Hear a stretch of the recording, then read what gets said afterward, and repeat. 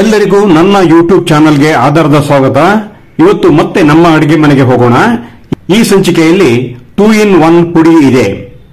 ಈ 2 in 1 ಪುಡಿ ಏನು, ಯಾವುದಕ್ಕೆ ಬೇಕು ಹಾಗೂ ಹೇಗೆ ಮಾಡೋದು ಅಂತ ನೋಡೋಣ ಅಲ್ವಾ. ಇದನ್ನು ಮಾಡಲು ಬೇಕಾಗುವ ಸಾಮಗ್ರಿಗಳು: ಬ್ಯಾಡಗಿ ಮೆಣಸಿನಕಾಯಿ, ಗುಂಟೂರು ಮೆಣಸಿನಕಾಯಿ, ಕೊತ್ತಂಬರಿ ಬೀಜ ಅಥವಾ ಧನಿಯಾ ಬೀಜ, ಮೆಂತೆ, ಉದ್ದು, ಸಾಸಿವೆ, ಜೀರಿಗೆ, ಕಾಳುಮೆಣಸು, ಅರಿಶಿನ ಪುಡಿ, ಕರಿಬೇವಿನ ಎಲೆ, ಇಂಗು. ಈಗ 2 in 1 ಪುಡಿ ಮಾಡುವ ವಿಧಾನ ನೋಡೋಣ. ಮೊದಲಿಗೆ ಸ್ಟವ್ ಹಚ್ಚಿ ಬಾಣಲೆ ಇಟ್ಟು ಬಾಣಲೆ ಬಿಸಿಯಾದ ಮೇಲೆ ಮೀಡಿಯಂ ಬೆಂಕಿಯಲ್ಲಿ ಸಾಮಗ್ರಿಗಳನ್ನು ಒಂದೊಂದಾಗಿ ಹುರಿದುಕೊಳ್ಳಬೇಕು. ಈಗ ದೊಡ್ಡ ಕಪ್ನಲ್ಲಿ 2 ಕಪ್ ಕೊತ್ತಂಬರಿ ಬೀಜವನ್ನು ಬಾಣಲೆಗೆ ಹಾಕಿ ಚೆನ್ನಾಗಿ ಹುರಿಯಿರಿ. ಅಂದರೆ ಹುರಿದಾಗ ಪರಿಮಳ ಬರುತ್ತದೆ ಮತ್ತು ಸ್ವಲ್ಪ ಬಣ್ಣ ಬದಲಾಗುತ್ತದೆ. ಜಾಸ್ತಿ ಕಪ್ಪಗೆ ಆಗುವ ಹಾಗೆ ಹುರಿಯಬೇಡಿ. ನಂತರ ಸ್ಟವ್ ಆಫ್ ಮಾಡಿ. ಬಾಣಲೆಯಲ್ಲಿ ಇರುವ ಹುರಿದ ಕೊತ್ತಂಬರಿ ಬೀಜವನ್ನು ಒಂದು ದೊಡ್ಡ ಪ್ಲೇಟ್ಗೆ ಸುರಿಯಿಕೊಳ್ಳಿ. ಈಗ ಪುನಃ ಸ್ಟವ್ ಹಚ್ಚಿ ಬಾಣಲೆ ಇಡಿ. ಬಾಣಲೆಗೆ ಕೊತ್ತಂಬರಿ ಬೀಜಕ್ಕೆ ಬಳಸಿದ ಕಪ್ನಲ್ಲಿ ಅರ್ಧ ಕಪ್ ಜೀರಿಗೆ ಹಾಕಿ ಇದನ್ನು ಚೆನ್ನಾಗಿ ಹುರಿಯಿರಿ. ಅಂದರೆ ಘಮ ಪರಿಮಳದ ಜೊತೆ ಬಣ್ಣ ಬದಲಾಗುವ ತನಕ ಹುರಿಯಿರಿ. ಈಗ ಪುನಃ ಸ್ಟವ್ ಆಫ್ ಮಾಡಿ. ಹುರಿದ ಜೀರಿಗೆಯನ್ನು ಈಗಾಗಲೇ ಹಾಕಿಕೊಂಡ ಹುರಿದ ಕೊತ್ತಂಬರಿ ಪ್ಲೇಟ್ಗೆ ಸುರಿಯಿರಿ. ಇದಾದ ಮೇಲೆ ಸಣ್ಣ ಬೆಂಕಿ ಮಾಡಿಕೊಂಡು ಬಾಣಲೆಗೆ 1 ಚಮಚ ಮೆಂತೆ ಹಾಕಿ ಅದರ ಜೊತೆಗೆ 1 ಚಮಚ ಉದ್ದಿನ ಬೇಳೆ ಹಾಕಿ ಹುರಿಯುತ್ತಾ ಹೋಗಿ. ಇದೂ ಸಹ ಬಣ್ಣ ಬದಲಾಗುತ್ತಾ ಪರಿಮಳ ಬರಲು ಶುರು ಮಾಡಿದಾಗ ಹುರಿಯುವುದನ್ನು ನಿಲ್ಲಿಸಿ ಹುರಿದ ಇವೆರಡನ್ನೂ ದೊಡ್ಡ ಪ್ಲೇಟ್ಗೆ ಹಾಕಿರಿ. ಇದರ ನಂತರ 3 ಚಮಚ ಸಾಸಿವೆ ಹಾಕಿ ಸಣ್ಣ ಬೆಂಕಿಯಲ್ಲಿ ಹುರಿಯಿರಿ.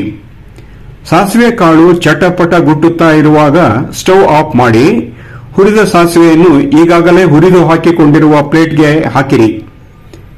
ಈಗ ಬಿಸಿ ಆರದ ಬಾಣಲೆಗೆ ಅರ್ಧ ಚಮಚ ಕಾಳು ಮೆಣಸು ಹಾಕಿ ಸಣ್ಣ ಬೆಂಕಿ ಮಾಡಿಕೊಂಡು ಹುರಿಯಿರಿ.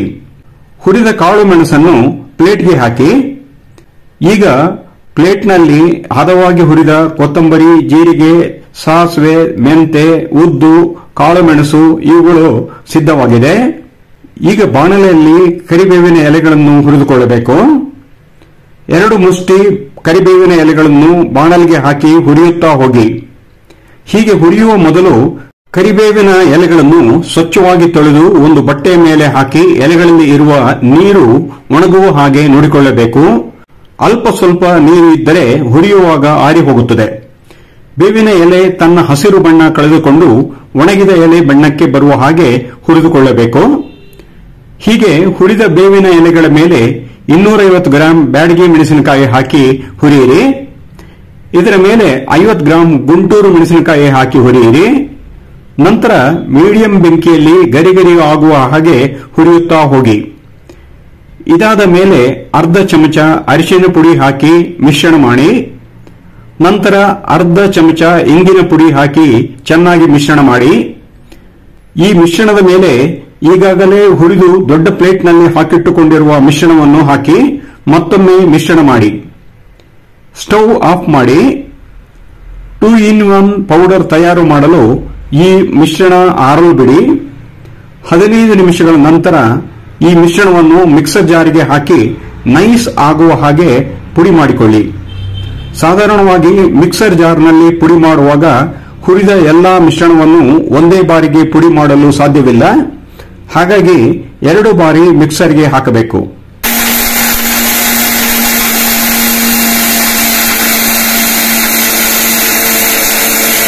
ನುಣ್ಣಗೆ ಪುಡಿಯಾಗಲು ಹೆಚ್ಚು ಹೊತ್ತು ತೆಗೆದುಕೊಳ್ಳುತ್ತದೆ. ಚೆನ್ನಾಗಿ ಪುಡಿಯಾದ ನಂತರ ಬಳಸಿದ್ದ ಖಾಲಿ ಇರುವ ಬಾಣಲೆಗೆ 2 ಬಾರಿ ಮಾಡಿದ ಪುಡಿಯನ್ನು ಒಟ್ಟಿಗೆ ಹಾಕಿ ಒಮ್ಮೆ ಮಿಶ್ರಣ ಮಾಡಿಕೊಳ್ಳಿ.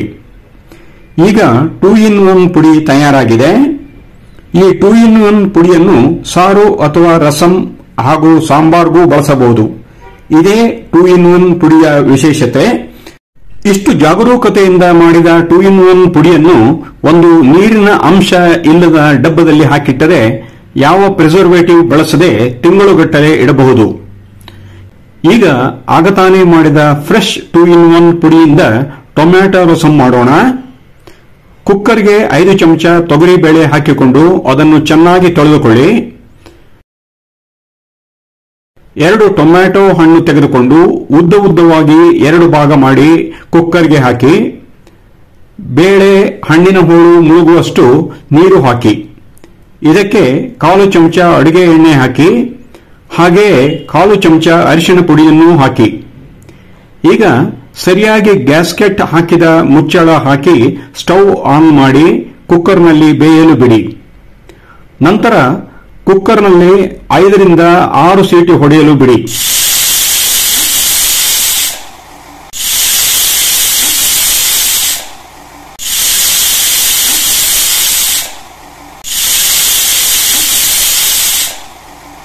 ಚೆನ್ನಾಗಿ ಬೆಂದಷ್ಟು ರಸಂ ಚೆನ್ನಾಗಿ ಆಗುವುದು. ಕುಕ್ಕರ್ ವೆಯ್ಟ್ ಇಳಿದ ನಂತರ ಮುಚ್ಚಳ ತೆಗೆಯಿರಿ ಮತ್ತು ಒಂದು ಸೌಟಿನಿಂದ ಬೆಂದ ಹಣ್ಣಿನ ಹೋಳುಗಳನ್ನು ತೆಗೆದು ಟೊಮ್ಯಾಟೊ ಹಣ್ಣಿನ ಸಿಪ್ಪೆಯನ್ನು ಬೇರ್ಪಡಿಸಿ ಹೊರ ತೆಗೆದು ಹಾಕಿ. ಹೀಗೆ 4 ಹೋಳುಗಳ ಸಿಪ್ಪೆಯನ್ನು ತೆಗೆದು ಹಾಕಿದ ನಂತರ ಬೆಂದ ಬೇಳೆ ಟೊಮ್ಯಾಟೊ ತಿರುಳನ್ನು ಚೆನ್ನಾಗಿ ಸ್ಮ್ಯಾಶ್ ಮಾಡಿ. ಇದಕ್ಕೆ ಸೌಟು ಇಲ್ಲ ಸ್ಮ್ಯಾಶರ್ ಬಳಸಬಹುದು. ಒಟ್ಟಾರೆ ಎರಡೂ ಚೆನ್ನಾಗಿ ಮಿಕ್ಸ್ ಆಗಬೇಕು. ಈಗ 2-in-1 ಪುಡಿ ಮಾಡಿದ ಬಾಣಲೆಯನ್ನು ಸ್ಟವ್ ಹಚ್ಚಿ ಇಟ್ಟು ಕಾದ ಬಾಣಲೆಗೆ 2 ಚಮಚ ಅಡಿಗೆ ಎಣ್ಣೆ ಹಾಕಿ 1 ಚಮಚ ಸಾಸಿವೆ ಕಾಳು ಹಾಕಿ ನಂತರ 1 ಚಮಚ ಜೀರಿಗೆ ಹಾಕಿ ಈಗ 4 ತುಂಡು ಬ್ಯಾಡಿಗೆ ಮೆಣಸು ಹಾಕಿ ಇವೆಲ್ಲವನ್ನೂ ಹುರಿದುಕೊಳ್ಳಿ. ಸಾಸಿವೆ ಕಾಳು ಚಟಪಟಗೊಟ್ಟುತ್ತಿರುವಾಗ 1/4 ಚಮಚ ಅರಿಶಿಣ ಪುಡಿ, ಸ್ವಲ್ಪ ಇಂಗಿನ ಪುಡಿ, ಸ್ವಲ್ಪ ಕರಿಬೇವಿನ ಎಲೆ ಹಾಕಿ ಒಗ್ಗರಣೆ ಸಿದ್ಧ ಮಾಡಿಕೊಳ್ಳಿ. ಈ ಒಗ್ಗರಣೆಯ ಮೇಲೆ ಕುಕ್ಕರ್ನಲ್ಲಿ ಬೆಂದ ಬೇಳೆ ಮತ್ತು ಟೊಮ್ಯಾಟೊ ಮಿಶ್ರಣವನ್ನು ಸುರಿಯಿರಿ. ರಸಂಗೆ ಅಗತ್ಯ ಇರುವಷ್ಟು ನೀರು ಹಾಕಿ ಸೌಟಿನಿಂದ ಮಿಶ್ರಣ ಮಾಡುತ್ತಾ ಹೋಗಿ. ಇದರ ಮೇಲೆ 2 ಚಮಚ 2-in-1 ಪುಡಿ ಹಾಕಿ ಮಿಶ್ರಣ ಮಾಡಿ. ಇದಾದ ನಂತರ ಸ್ವಲ್ಪ ತೆಂಗಿನಕಾಯಿಯ ಹಸಿ ತುರಿ ಹಾಕಿ ಸೌಟಿನಿಂದ ತಿರುವಿ. ಟೊಮ್ಯಾಟೊ ಹಣ್ಣು ಹೆಚ್ಚು ಹುಳಿಯಿರದ ಕಾರಣ ಸ್ವಲ್ಪ ಹುಣಸೆ ಹಣ್ಣು ನೆನೆಸಿಟ್ಟುಕೊಂಡು ಹಿಂಡಿ ಹುಳಿ ತೆಗೆದು ಹಾಕಿದರೆ ರಸಂ ರುಚಿ ಹೆಚ್ಚುತ್ತದೆ. ಇದರ ಜೊತೆ ಸ್ವಲ್ಪ ಬೆಲ್ಲ ಹಾಕಿದರೆ ರಸಂ ಹುಳಿ ಸಿಹಿ ಆಗುವುದು. ಸಿಹಿ ಬಯಸದವರು ಇದನ್ನು ಬಿಡಲೂಬಹುದು. ಇನ್ನು ರುಚಿಗೆ ತಕ್ಕಷ್ಟು ಉಪ್ಪು ಹಾಕಿ. ಇಷ್ಟೆಲ್ಲ ಆದ ಮೇಲೆ ತಿಳಿಸಾರು ತಿಳಿಯಾಗಿರಲು ಸ್ವಲ್ಪ ನೀರು ಹಾಕಿ. ಇನ್ನು ರಸಮ್ಮನ್ನು ಕುದಿಯಲು ಬಿಡಿ. ರುಚಿಯಾದ ರಸಂ ಆಗಲು ಚೆನ್ನಾಗಿ ಕುದಿಯಬೇಕು. ಹೀಗೆ ಕುದಿಯಲು ಆರಂಭಿಸಿದ ಮೇಲೆ ಸ್ವಲ್ಪ ಕೊತ್ತಂಬರಿ ಸೊಪ್ಪನ್ನು ತುಂಡು ತುಂಡು ಮಾಡಿ ಹಾಕಿ.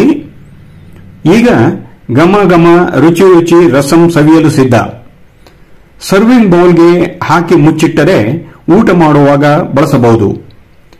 ಇನ್ನು ಈ ಟೊಮ್ಯಾಟೊ ರಸಮ್ಮನ್ನು ಕುಡಿಯಬೇಕು ಅನಿಸಿದರೆ 1 ಲೋಟಕ್ಕೆ ತಿಳಿಯನ್ನು ಹಾಕಿಕೊಂಡು ಬಿಸಿ ಇರುವಾಗ ಸಿಪ್ ಮಾಡಿಕೊಂಡು ಸವಿಯಬಹುದು. ಇದೇ ರೀತಿ ಈ 2-in-1 ಪುಡಿಯನ್ನು ಯಾವುದೇ ಸಾಂಬಾರ್ಗೂ ಬಳಸಬಹುದು. ಮಾರುಕಟ್ಟೆಯಲ್ಲಿ ರಾಸಾಯನಿಕ ಇಲ್ಲ ಸಂರಕ್ಷಕ ಬಳಸಿ ಎಕ್ಸ್ಪೈರಿ ಡೇಟ್ ಇಟ್ಟು ಮಾಡುವ ರಸಂ ಪುಡಿ ಮತ್ತು ಸಾಂಬಾರ್ ಪುಡಿಗಿಂತ ಮನೆಯಲ್ಲಿ ಮಾಡಿಕೊಂಡ ಈ 2-in-1 ಪುಡಿ ಹೆಚ್ಚು ಆರೋಗ್ಯಕರ. ಈ 2-in-1 ಪುಡಿ ಇಷ್ಟವಾಯ್ತಲ್ಲ, ಒಂದು ಲೈಕ್ ಕೊಡಿ. ಹಾಗೆ ಈ 2-in-1 ಪುಡಿಯನ್ನ ನೀವು ಮಾಡಿ ನೋಡಿ, ಇತರರಿಗೂ ಶೇರ್ ಮಾಡಿ. ಜೊತೆಗೆ ನಿಮ್ಮ ಕಮೆಂಟ್ ಅನ್ನ ಕಮೆಂಟ್ ಬಾಕ್ಸ್ ನಲ್ಲಿ ಹಾಕಿ. ಹಾಗೆ ಇನ್ನೂ ನನ್ನ ಚಾನೆಲ್ಗೆ ಸಬ್ಸ್ಕ್ರೈಬ್ ಆಗಿರದಿದ್ದರೆ ದಯವಿಟ್ಟು ಸಬ್ಸ್ಕ್ರೈಬ್ ಆಗಿ. ಮುಂದಿನ ಸಂಚಿಕೆಯಲ್ಲಿ ಭೇಟಿಯಾಗೋಣ. ಧನ್ಯವಾದಗಳು.